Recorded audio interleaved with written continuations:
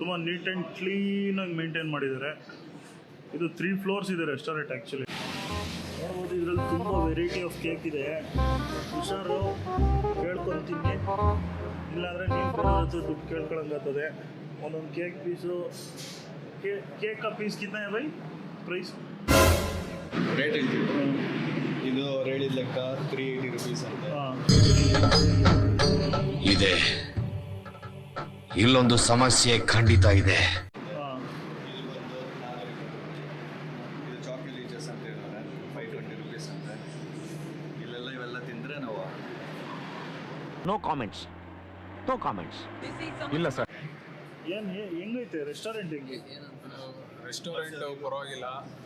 ಆಯ್ತು, ಆಮೇಲೆ ಅಲ್ಲ ಬಡವ್ರು ತಿನ್ನೋದು ಇದು ಅಂತ ನಾನು 10 ರೂಪಾಯಿ ಹನಿ ಕೇಕು, 5 ರೂಪಾಯಿ ಆ್ಯಪಲ್ ಕೇಕು.